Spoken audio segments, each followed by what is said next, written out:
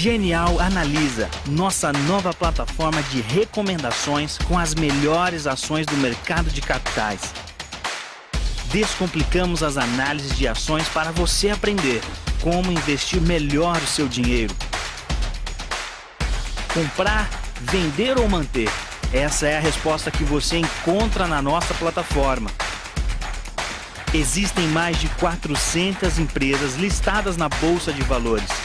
Tem as melhores ações na sua carteira, com as recomendações mais assertivas do mercado. Invista com qualidade. Genial Analisa. Fala aí, pessoal, sejam bem-vindos a mais um podcast Genial Analisa. Hoje, um episódio super aguardado, na verdade acho que mais por mim mesmo, porque eu tô com... E por mim e pro nosso diretor aqui, que é pra gente falar um pouco sobre Melius aqui, acabou de divulgar o resultado. Essa empresa a gente cobre aqui na Genial Analisa há bastante tempo. A gente cobriu desde o momento em que a empresa só subia e era a maior alegria basicamente de todos os investidores, até o momento que ela só caía e era a tristeza dos investidores. Além disso, a gente também vai falar sobre o caso Marfrig e BRF, então estou aqui com o Adriano para falar especialmente sobre esse caso, e estou aqui com o Iago para falar um pouquinho sobre Melius. Enfim, antes de começar, eu queria pedir o seu like aqui e os seus pêsames, caso você invista em Melius, assim como eu, desde lá de trás, na máxima da máxima, que você deve estar tendo prejuízo, mas... Só para te acalmar, tá? Não fique muito olhando para o curto prazo, se você estiver nesse caso. Eu acho que é interessante, a gente vai comentar bastante aqui, ter essa visão também de longo prazo, entender o que acontece com esse tipo de empresa, especialmente em cenário macroeconômico um pouco mais desafiador para esse caso. Enfim, a gente vai comentar ao longo do podcast. Deixe seu like, se inscreva aqui no canal da Genial, ative o sininho e, óbvio, né, coloca aqui seus comentários, sua análise, sua opinião, que a gente vai trazendo aqui para os analistas ao longo do programa, beleza? E o caso Marfrig BRF também está bastante em alta, vamos colocar dessa forma. Acho que você pode sanar as dúvidas do pessoal e explicar o que de fato está acontecendo. Boa. Eu acho que a gente deveria começar com Melius, para ser bem sincero, que eu acho que é a curiosidade do momento. Então, eu não sei, Iago, se você quiser introduzir um pouquinho o que está acontecendo, como aconteceu com esse TRI, né, com esse último resultado, e com o ano de 2021 inteiro, aí depois a gente acaba trocando a ideia. Perfeito. Então, falando ali sobre resultado, tá? Melius divulgou ali o resultado na terça-feira à noite, e aí o mercado passou a quarta-feira um tanto quanto volátil. A gente viu o Melius abrir em queda de 3%, chegou a cair na máximas ali, na mínima, na verdade, mais de 5%, e depois ganhou uma força tremenda e subiu, terminou o dia ali com uma das maiores altas. Então o mercado ficou ali um tanto quanto indeciso de como avaliar aquele resultado. Será que, por exemplo, vale eu olhar mais agora para a receita que aumentou bem no trimestre, ou vale eu olhar mais para a questão da despesa que pressionou ali e levou para um prejuízo líquido? Então a gente ficou ali um tanto quanto indeciso. E aqui a gente precisa lembrar que sim, é uma tese de growth, então tem aquele caso da despesa acabar pesando no curto prazo, porque ele está investindo para crescer, e foi mais ou menos essa direção que os investidores tomaram ao longo da quarta-feira. Hoje a gente viu o Melius devolver a alta ali, maior parte da alta, então ele meio que terminou no 0-0, se a gente considerar com a quarta e quinta-feira. Mas o que a gente precisa ter, então, em atenção quando a gente olha para o balanço do Melius no quarto trimestre? Os pontos positivos foram, sem dúvidas, ali a questão do GMV e das receitas. A gente tem um GMV um tanto quanto positivo, uma alta ali, quando a gente olha para a questão do Shopping Brasil, uma alta de quase 80% ano a ano. Tá, então foi beneficiada ali por um aumento de receitas, por vendas incrementais durante o Black Friday, por um maior take rate que eles conseguiram ali monetizar. Então tudo isso acabou beneficiando ali a receita do Melius na parte ali de Shopping Brasil. Então a gente soma essa receita, esse GMV ali em ascensão, a gente soma a receita vinda ali de empresas adquiridas ao longo de 2021, e a gente tem também uma maior receita de cartões co-brand, e tudo isso acabou beneficiando esse top line, que a gente chama aí a primeira linha do Melius, e isso foi extremamente positivo. O ponto negativo que ficou ali marcado no mercado foi a questão da despesa. Então, novamente, retomando aquele discurso, a gente sabe que essa é uma tese de growth, que no curto prazo, principalmente quando a gente olha esse macro mais deteriorado, onde as empresas Então, precisam apertar suas margens ali para sobreviver, manter o market share. Então, quando a gente olha para uma despesa ali operacional aumentando 4 vezes, que foi a questão do Melius, aumentou 4 vezes ano a ano, e quando a gente olha que a receita aumentou 2 vezes, então a gente tem esse meio que descompasso, esse desequilíbrio. Poxa, eu estou conseguindo aumentar minhas receitas bem, mas as minhas despesas estão aumentando absurdamente muito mais do que a minha questão das receitas. E aí o mercado bateu, será que isso aqui vai ser sustentável? Será que isso aqui não vai ser sustentável? Em minha opinião, do jeito que foi o quarto trimestre, se o Melius conseguir, se o Melius manter essa despesa no curto prazo alta demais em relação ao seu faturamento, pode ser um tanto quanto problemática a sustentabilidade do negócio. Mas é apenas uma opinião pessoal. O que tu acha, Bruno? O que tu acha da tese de Melius? Eu ia pegar o gancho agora, assim, quando você estava falando, estava esperando você terminar. Eu acho que eu sou muito mais bullish, no sentido de ser mais otimista com o case aqui nesse caso. Por quê? Porque acho que desde o momento que eu decidi inicialmente investir em Melius, fala assim, como investidor pessoal aqui, minha opinião. Falei, vou investir nesse case porque eu quero ter no meu portfólio uma empresa de growth. A maioria do meu portfólio é empresa de growth, então acho que é por isso que eu estou sofrendo muito agora nesses últimos tempos. E eu quero ter uma empresa onde eu conheça pelo menos o histórico das pessoas que estão trabalhando ali, das pessoas que estão à frente daquele negócio. E aí, por o Israel sempre tá muito ligado, era uma startup, né? A Melius sempre foi uma startup e acabou abrindo capital. Sempre estive muito ligado a ele. Falei, esse cara aqui é bom, eu gosto dele, eu gosto do pensamento dele, tô alinhado com o que ele quer levar pra empresa. Acho que essa foi a primeira grande coisa que me abriu a mente pra falar, vou entrar em Melius, mesmo sendo um IPO recente, que é algo que normalmente eu nunca fiz no meu portfólio. Falei, beleza, vou entrar. Eu gosto do case, eu acho que o que eles estão construindo é um negócio interessante. Eles estão criando um ecossistema completo, onde você tem toda uma jornada de shopping, que é o pouco que eles chamam, onde o usuário que quer comprar um produto, por exemplo, consegue entrar dentro do ecossistema e ele consegue não só comprar e achar aquilo ali, mas ele consegue ter todo o pós-venda, vamos colocar dessa forma. Então ele tem ali a possibilidade de pegar um empréstimo, por exemplo, dentro da plataforma para se ele quiser comprar produto. Pode usar o cartão de crédito, tem a conta digital, então ele fica meio que inserido naquele ecossistema completo, e eu acho que isso é interessante, porque como o mercado é muito competitivo, eu acho que isso ajuda muito a reter o cliente e a engajar esse cara. Só que aí, obviamente, você tem que olhar os dados, né? Então você tem que ver se a empresa de fato cresce. Operacionalmente falando, minha opinião é o seguinte, eu acho que o Melius cresce, eu acho que eles entregam resultado, e tem entregado resultado desde o primeiro momento, desde que abriu o capital e eles divulgam o resultado tri a tri. Então, mesmo quando estava subindo muito as cotações, a gente via aquilo crescer. Óbvio, né, que no momento que a gente estava, em 2020, que era um momento pandêmico e todo mundo estava digitalizando, óbvio que o crescimento era super acentuado. E era normal que esse crescimento diminuísse um pouco, pelo menos a velocidade. É isso que a gente viu, pelo menos isso a minha interpretação. Mas eles continuam entregando operacionalmente. Então, falando de número de conta, eu posso pegar os números aqui, eu não tenho de cabeça, mas falando de número de contas, está crescendo, então são mais contas abertas a cada tri, a cada dia útil. Quando a gente fala de usuários ativos, né, que é um pouco de uma métrica de retenção e engajamento, vamos colocar assim, também tem subido, então isso é bom. E quando a gente olha as cohorts, especialmente a cohort de GMV por safra, que é olhando os clientes antigos de Melius, como é que eles gastam, vamos colocar dessa forma, como é que eles gastam dinheiro hoje na plataforma, a gente vê que as cohorts antigas continuam ali ativas, vamos colocar assim, e as cohorts novas, né, que são esses clientes mais novos, eles acabam até gastando um pouco mais. Ou seja, o que isso mostra a minha visão? Essa ideia de criar um ecossistema, engajar o usuário, fazer com que ele se mantenha ativo na plataforma, gastando mais, deixando mais grana na mesa, está acontecendo. Mas o ponto muito justo que você trouxe é o da despesa. Eles aumentaram as despesas pra caramba, as despesas cresceram acentuadamente. E isso faz com que pressione o lucro e dê o prejuízo. Isso é bom ou ruim? Quando você olha para um negócio de curto prazo, pelo menos na minha visão, é claro que é ruim, você vai olhar para o curto prazo, tá dando prejuízo. Ninguém quer que a empresa dê prejuízo. Mas eu acho que isso se justifica à medida que o crescimento operacional e as linhas operacionais da empresa apresentem crescimento. Um crescimento que justifique esse aumento de despesa, pelo menos na minha opinião. Por quê? Porque eu acredito que, e aí é a minha tese, que à medida que a empresa passa tempo a tempo e consegue mais usuário e se mantém mais robusta, vai chegar um momento que essas despesas podem diminuir, podem começar a crescer menos, e aí a receita vai ser mais robusta e a empresa vai virar a chave, vamos colocar dessa forma. Estou colocando bem resumidamente, assim. Só que a minha opinião, acho que é um pouco essa. Eu sou muito comprado no case, eu acredito, gosto das pessoas que estão ali por trás, gosto da estratégia, mas entendo, é um mercado competitivo, você tem um momento macroeconômico também é muito ruim para as cotações das ações da empresa, então se você estiver investindo para curto prazo, é uma pena, eu acho que não é uma perspectiva de falar, pô, vai chegar a R$12 esse ano de novo a empresa. Acho que não acredito que isso vai acontecer.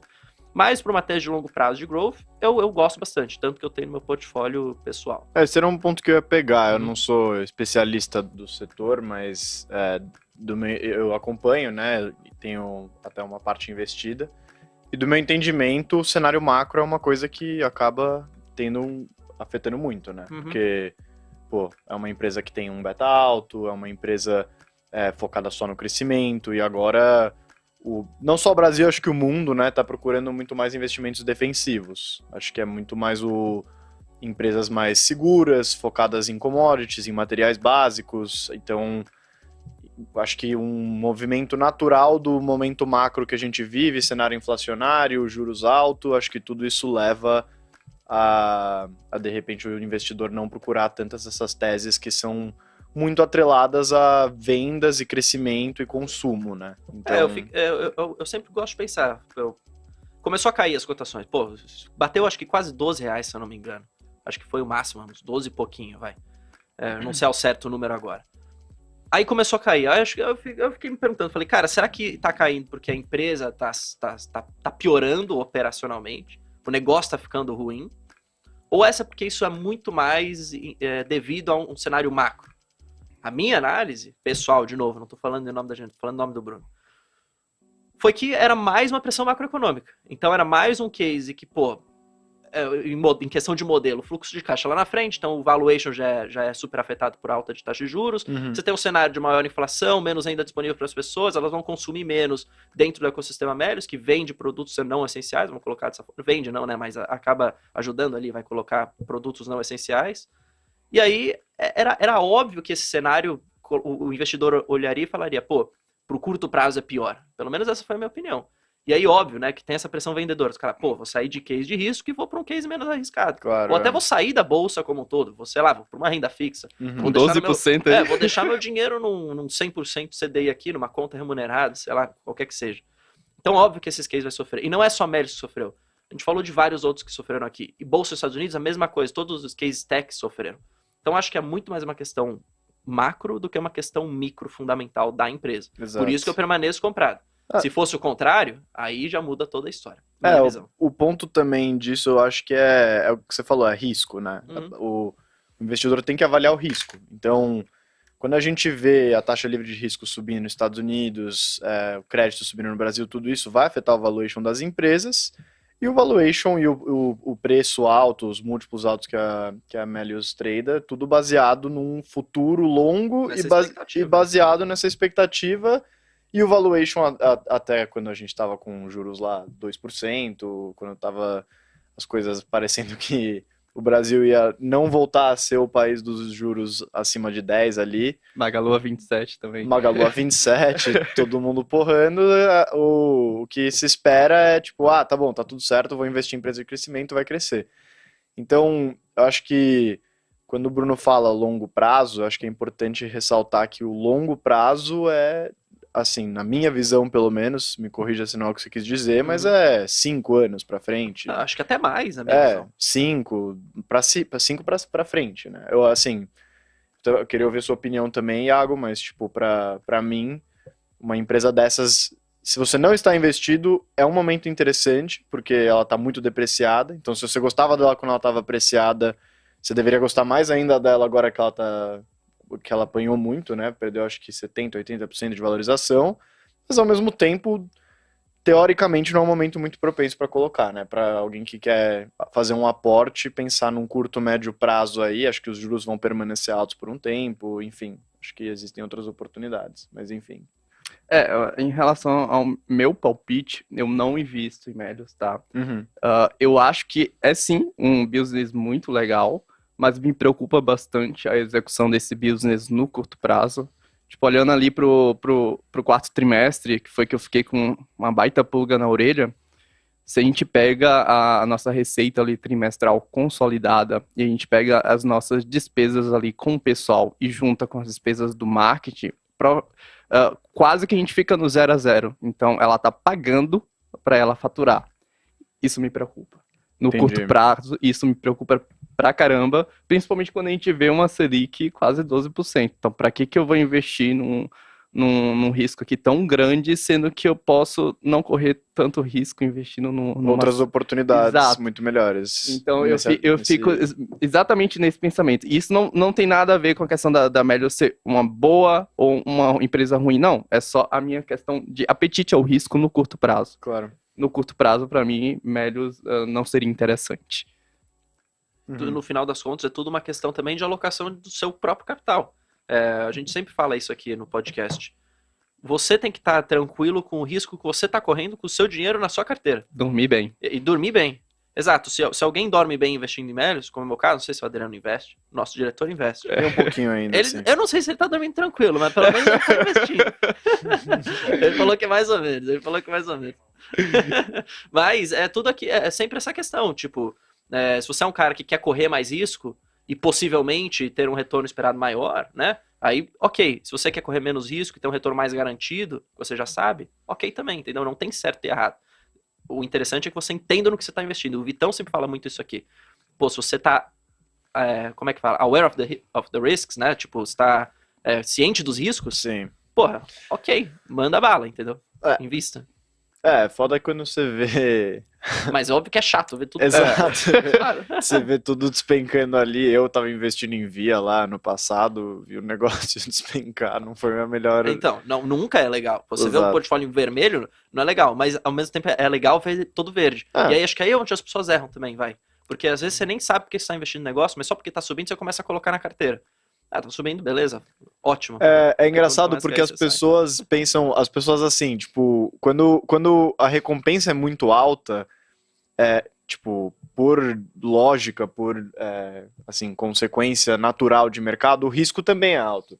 Só que é interessante porque quando o risco é alto, as pessoas tendem a olhar só pra recompensa alta, né? É tudo aquele equilíbrio de risk-reward, né? Se você quer um reward muito forte, você tá correndo um risco muito forte. Então, quando tá lá subindo lá daquele salto que deu de, acho que, sei lá, 50% de uma vez em um curto espaço de tempo, cara, pode ir pro outro lado também, não é? Que, você não pode achar que você vai comprar um negócio e vai subir para sempre, e daí quando cair, ficar puto com o analista aqui. Tipo, você tem que pensar no que é interessante para você, né? E tu tem que não seguir manada, né? Tipo, eu vou investir em Melius agora porque Melius subiu, sei lá, 25%, cenário hipotético, subiu 25% na semana passada e eu vou junto com a manada. Não, a hora de tu investir não é a hora que tá todo mundo investindo. Tu precisa criar uma rotina de tu entender, eu tô investindo nisso, como tu falou, eu sei no que eu tô investindo e eu tô investindo em um momento que pode ser oportuno, porque eu acho que o mercado ele não tá precificando ali o que eu acredito que vai vir de crescimento para Melius. E tem um ponto muito interessante na Melius que eu gostei, apesar de ter ficado ali com a pulga atrás da orelha depois dos resultados, mas eu quero ficar de olho na questão ali do Bancli, que ainda não foi aprovado pelo Banco Central essa aquisição, mas é algo que pode criar avenidas de crescimento ali para Melius, porque ele vai entrar de fato nessa parte de Banking as a Service. Então, ele pode oferecer isso com produtos para outras empresas e aí monetizar isso, faturar. E aí sim, eu acho que esse pode ser um ponto interessante que a gente pode ficar de olho. Só para falar, saiu um fato relevante, acho que agora há pouco. O Banco Central aprovou a mudança de controle do Bankly na Melius, né? Então, não sei se tem muito a ver com o que você está falando exatamente, mas isso está caminhando, né? Pelo menos o processo está andando, né? Então, o mercado está todo de olho ali, como é que esse processo ele vai seguir, como é que a Melius vai incorporar isso dentro das suas operações, como é que ele vai conseguir distribuir isso como um produto para outras empresas. Então, eu tenho uma loja de roupa e eu quero incorporar meio que um lugar para eu fazer a transação ali dentro da minha própria loja de roupa. Então, o banco ele vai fazer exatamente isso. Então, eu acho que isso é interessante e isso o investidor ele pode ficar de olho ali nos próximos passos. Boa. Eu acho que, enfim, tem que entender o que você está fazendo e eu particularmente, se eu não tivesse nada, eu acho que eu não investiria agora, eu esperaria um pouquinho mais, porque a gente ainda está no ciclo de alta de taxa de juros, de aumento de prêmio de risco e tudo, mas assim, eu não colocaria nada agora, mas já que eu já tenho, eu não vou sair, porque eu sei que quando eu entrei ali atrás, a minha perspectiva era de longo prazo. E essa volatilidade está no preço, eu comprei sabendo que não ia ser só arco-íris e felicidade até... Porque pensando num longo prazo, assim, você vou comprar essa empresa, eu gosto dos fundamentos para os próximos 5, 10 anos. Se você acha que você vai só ver verdinho ali, tipo, esquece. Melhor você comprar renda fixa, o que for. Mas, exatamente.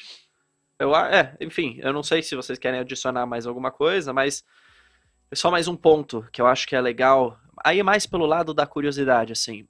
Eu lembro que eu recebia no meu Instagram, às vezes, tipo, quando o Meli estava subindo, todo mundo falando, pô, que da hora, não sei o que, eu também vi isso. Aí quando começa a cair, é sempre a preocupação, né? E aí, pô, o que acontece agora? Tiro tudo ou continuo? E aí eu sempre falava assim, cara, às vezes para você criar uma convicção ainda maior sobre a sua tese, ou até quebrar ela, falar, pô, eu pensei errado e tô investindo errado, eu acho que é legal, pelo menos em caso de Melis específico, acompanha os calls dos caras, acompanha o Israel falando, e o Lucas, se eu não me engano, que é o cofundador ali, que acho que é CEO, se eu não me engano.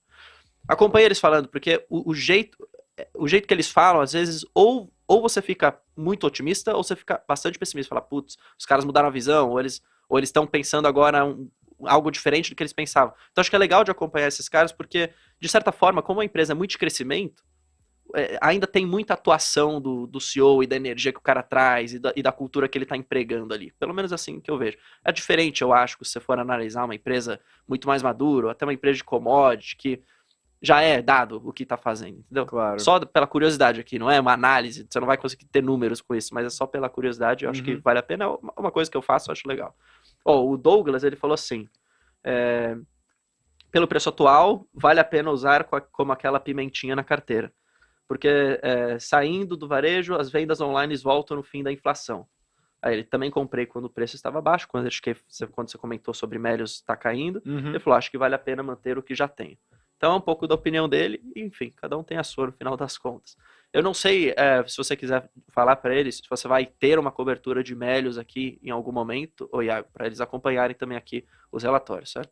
A gente está com a Melios em revisão, a gente está terminando de ajustar ali os modelos, ajustar as premissas, e a gente volta aí com revisão e novidades, talvez aqui em um podcast futuro. Boa, é isso. Quer entrar no caso Marfrig e BRF, para explicar um pouquinho, Adriano, o que aconteceu e por que isso tem chamado a atenção? Acho que é legal de falar. Claro, bom, se alguém tiver alguma dúvida específica, por favor, pode colocar aí no chat, né? E também, se quiser retomar o assunto de Melios, tiver alguma pergunta aí para o Iago ou para o Bruno Investidor, fiquem à vontade aí de engajar. Mas, bom, falar aqui um pouco do caso Marfrig e BRF, né? Eu vou dar um resumo, assim, do começo, se faltou alguma coisa, se vocês acharam que pulei alguma parte, enfim, pode me interromper aí. Mas, bom, resumindo, a Marfrig começou a comprar... A Marfrig sempre teve bastante interesse na BRF, né? O Molina, antes da Marfrig, inclusive, o Molina, ele era dono da Seara, ele acabou vendendo para JBS, mas ele sempre teve muito interesse no mercado de frangos processados, suínos, isso ele nunca escondeu do mercado. E aí, bom, já ouvimos alguns rumores lá em 2018, até antes disso, de uma possível fusão entre Marfrig e BRF, nunca aconteceu nada. Só que no final de 2021, a Marfrig teve resultados excelentes em 2020 e 2021, gerando muito caixa, se aproveitando de um ciclo de gado extremamente forte lá nos Estados Unidos, principalmente, que a Marfrig é basicamente uma empresa americana de carne bovina, é o foco principal do business deles. E com esse caixa, eles começaram a comprar a participação da BRF. E vou basicamente acelerar para onde a gente está agora, mas eles foram comprando aos poucos e agora eles chegaram a 33% de participação da BRF. E eles não compraram mais do que isso, porque se fosse ultrapassar 33,3%, ia disparar uma cláusula no contrato da BRF que se chama Poison Pill, que basicamente se qualquer investidor da BRF que ultrapassar esses 33%, é obrigado a fazer uma OPA, que é uma oferta pública de aquisição de ações, para todos os outros investidores da BRF e fazer uma oferta de compra do total da empresa e ainda pagar um prêmio de, acho que é de 50%, se eu não me engano, esse número pode estar errado, mas é um prêmio bastante relevante para todos os outros acionistas da BRF. Obviamente não faz o menor sentido financeiro, mesmo uma empresa que gerou muito caixa, não tem por que comprar, pagar esse poison pill e, enfim, tomar uma grande parte de um caixa para comprar uma empresa que ainda estava numa situação bastante delicada financeira, uma situação de alta alavancagem, alto endividamento, do que era a BRF. Mas a Marfrig não deixou de ter interesse e acho que até faz alguns sentidos sinérgicos, assim, acho que a BRF, por exemplo, ela é uma empresa focada em frangos, processados, suínos, basicamente muito mais no Brasil, mas também tem operações internacionais. Então, em termos de diversificação de receita, diversificação geográfica, faz sentido para a Marfrig. Inclusive, ontem, a S&P elevou o risco, a classificação de risco global da Marfrig, de BB para BB+, e basicamente isso significa que ela é vista como uma empresa um pouco mais segura agora, pelo fato de ela estar diversificada e olhando para o longo prazo, possíveis sinergias com a BRF. Mas, enfim, tudo isso para falar que existem rumores de uma fusão e o que aconteceu no momento é que com esses 33%, a Marfrig ganhou basicamente ela conseguiu um assento no conselho da BRF.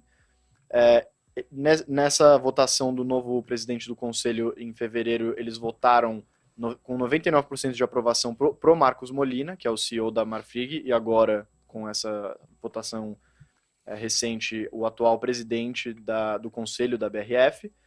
Então, o que a pessoa pode pensar é que, basicamente, ele conseguiu o controle da BRF sem, de fato, ter que disparar o poison pill e sem, de fato, fazer uma fusão entre as empresas, né? Não é o caso, ele é o presidente do conselho, né? Teoricamente, o presidente do conselho não é quem, de fato, mexe nas operações da empresa, mas ele tem um grande poder lá agora.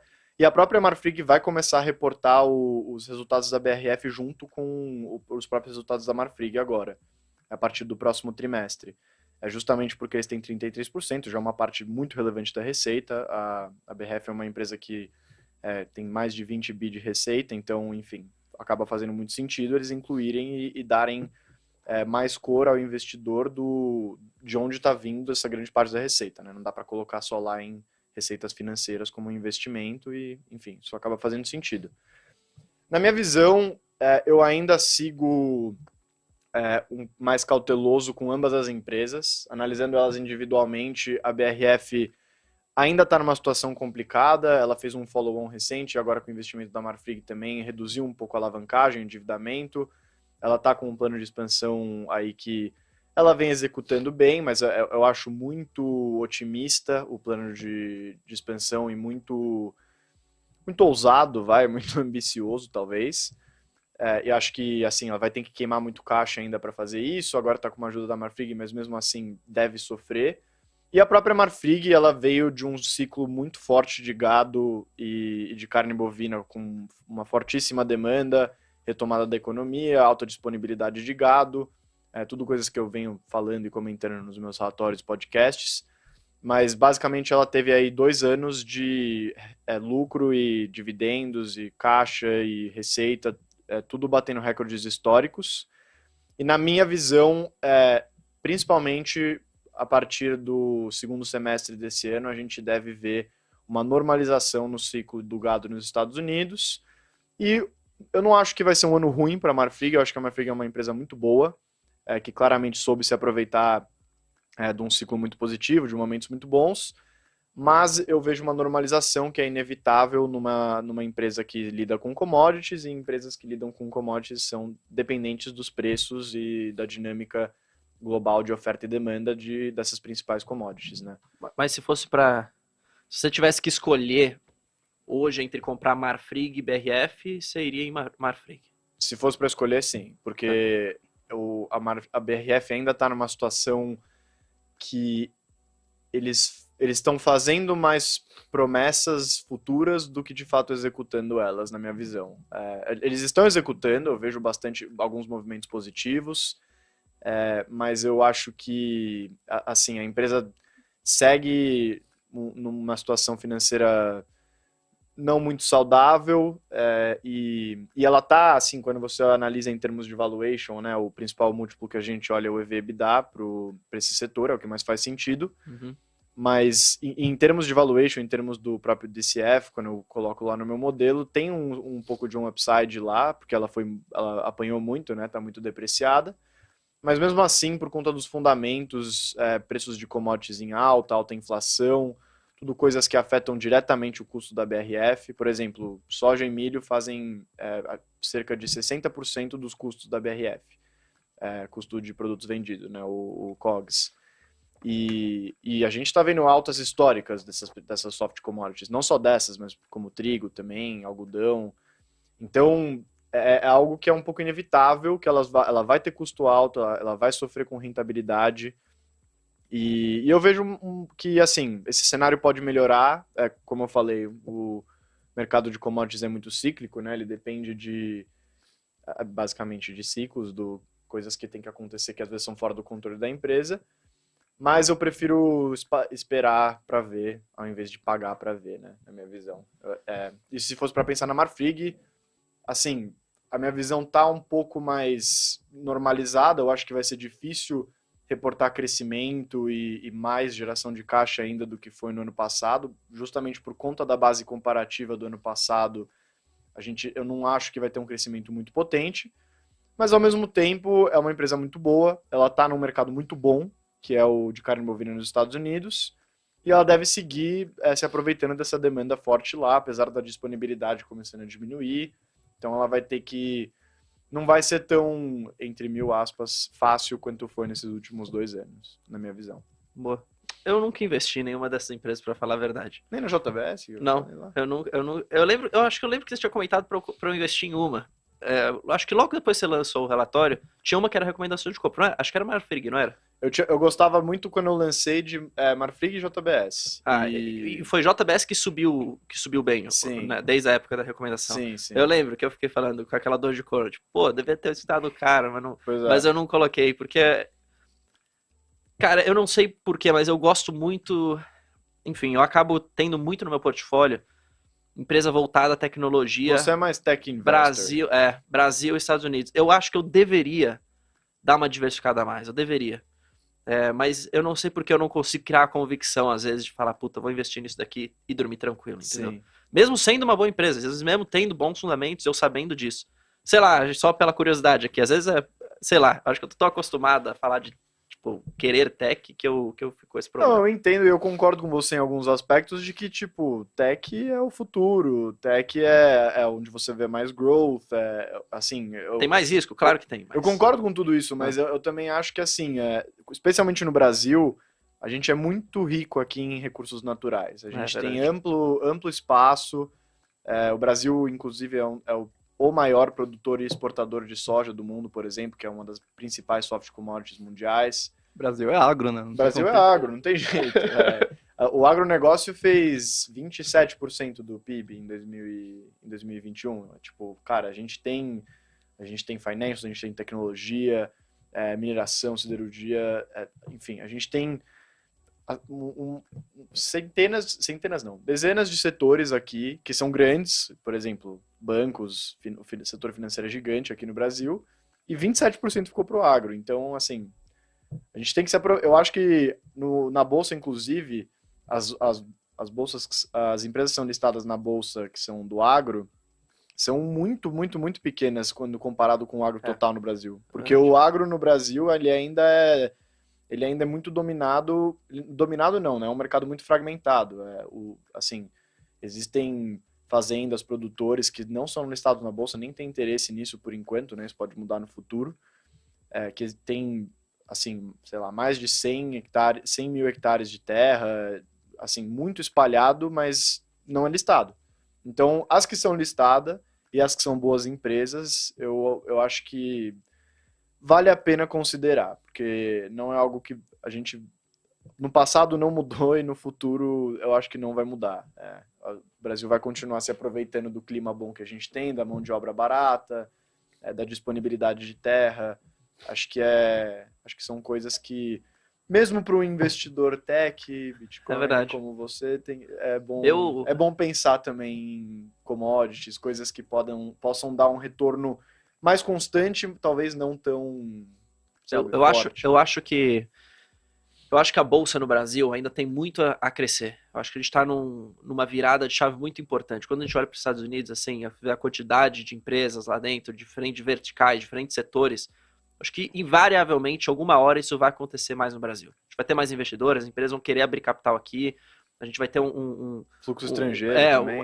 Não, a gente vai ter um território, vamos colocar dessa forma, formado, porque as empresas queiram abrir capital aqui, e a gente vai começar a ver muita coisa boa na bolsa. Acho que uma empresa que eu investiria, e pensando aqui, tá? Hipótese, jogando no fundo, juntando tech com agro, são essas empresas que desenvolvem tecnologia e criam inovações para melhorar a produtividade, a produção no agro, por exemplo, para melhorar o gado, para melhorar as terras, tal. A gente vê muita empresa, especialmente lá fora, fazendo isso já.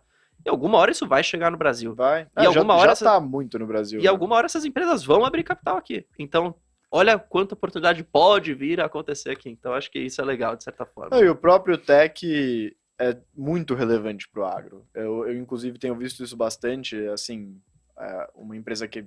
Todas as empresas do agro prezam muito pela tecnologia, pela inovação. Mas eu vejo muito isso que você falou.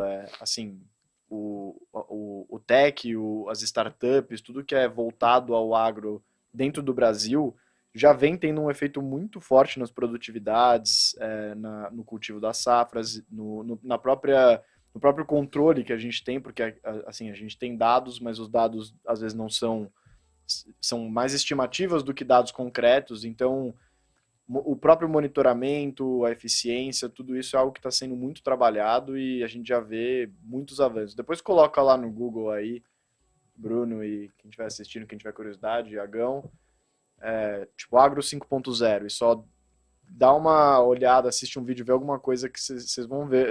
Eu fiquei surpreendido quando eu comecei a estudar mais a fundo o setor. Não, é bem maneiro. Tu falou de tecnologia de agro e só me vem um nome na cabeça, que era a Vitia. É um case que eu preciso estudar, porque eu já vi coisas muito interessantes sobre ela criar moscas para comer ali pragas que existem dentro da lavoura. Então, é um case que parece muito legal. Tem muita coisa para se fazer, cara. É muito... Não, é bizarro. E assim, você também vê, tipo, por exemplo, algo que é simples, mas que nunca foi muito utilizado é o monitoramento através de drones, por exemplo. Existem também, você mexe no DNA da semente para mudar o nível de germinação dela e ela consegue perdurar em climas mais adversos para o próprio cultivo daquela semente, entendeu? Então são poucas coisas, existem ainda um monte de coisa que está sendo explorado, existem startups que estão sendo fundadas para viabilizar empréstimos para produtores de menor escala. Assim, tem um mundo muito grande a ser explorado e às vezes é meio ignorado por conta de um pensamento assim, que é justo, né? Porque não é algo que chama muita atenção, não é algo tão, sexy, talvez, mas assim, eu acho que tem que ficar de olho e tem que pegar o trend antes que todo mundo mergulhe no trend. Boa. Então, acho que só para a gente fazer um apanhado geral, um resumo no final. Então, acho que... Como que você julga, olhando para esse resultado, voltando para Mérios, para esse tri, como que você julgou isso? Você julgou mais para um lado positivo, o resultado, fala, pô, se foi um resultado bom, ou mais negativo? Já? Olha, eu julguei mais pelo negativo, tá? O mercado olhou bastante ali, pelo que eu tô vendo, para a questão das receitas, que sim, foi um ponto positivo. Mas essa questão de despesas me preocupa um pouco. Eu tô meio receoso aí em como que vai ser essa continuidade de despesas no curto prazo. Boa. Enfim. E para Marfrig? Se você quiser resumir um pouquinho esse case, o que você acha que pode dar isso? Como que o mercado enxerga isso daí? As ações, em termos de cotação de ação, isso subiu alguma coisa? Caiu muito alguma outra? Ou tá mais meio, tipo, não sabemos o que? Eu não vi nenhuma mudança muito relevante assim. Muito drástico nos preços das ações, mas acho que em termos de risco global, como a própria S&P mudou a classificação e quando você enxerga essas sinergias, faz sentido. No papel faz sentido, mas ao mesmo tempo eu não acho que vai haver nenhum movimento muito brusco num curto prazo, porque é o que eu falei, ainda tem muitas incertezas. É algo interessante, algo a se ficar de olho, mas eu não acho que vai ter fusão agora, principalmente com o Molina como presidente do conselho. Eu acho que isso vai ser postergado, também esperar um momento mais interessante da BRF. Mas com muitas incertezas ainda, não vejo... Eu não mudei nenhuma das minhas recomendações, não mudei os preços-alvos, eu acho que eu tô meio que assim como eu estava, mas eu tô monitorando de perto ali. Acho que eu precisa algo a se ficar de olho, a se ficar atento, mas Boa. Prefiro esperar para ver do que pagar para ver. Uma questão antes da gente encerrar e indo para o encerramento, é uma coisa muito interessante estar olhando para o setor ali de frigoríficos, como que ele andou. Tipo, a JBS, eles passaram por um momento que eles geraram muito caixa, foi um momento muito positivo, a JBS andou por um mercado onde fez aquisições fora do Brasil, então comprou coisa de proteína cultivada, comprou coisa ali de salmão, e a Marfrig, ela caminhou aqui pelo Brasil e ele quer reestruturar, então, a BRF. Então, claro. É interessante como é que é esse jogo de cadeira que o frigorífico está indo. E é um movimento que pode ser visto como muito bom estrategicamente, assim, porque a Seara agora, que é da JBS, ultrapassou a Sadia, que é da BRF, em market share, em alguns segmentos de produtos, né? Não no consolidado. Mas aí a Marfrig está de olho nisso, eles já começam a colocar o pé deles aqui também, já participam do investimento aqui, e além disso, é o que você falou, né? A JBS está tendo essa visão um pouco mais global, mas a Marfrig é uma empresa que é muito focada na carne bovina nos Estados Unidos. Se eu não me engano, no ano passado foi quase 80% da receita. Então, para eles investir no Brasil, e no Brasil, não só no Brasil, né? Porque a BRF tem bastante relevância no mercado internacional, asiático, no segmento halal, né, que é mais na Arábia Saudita. São mercados que têm potenciais bons, que vêm gerando vendas boas, e que não são muito explorados pela JBS, com exceção do próprio segmento Brasil, porque tem a Seara.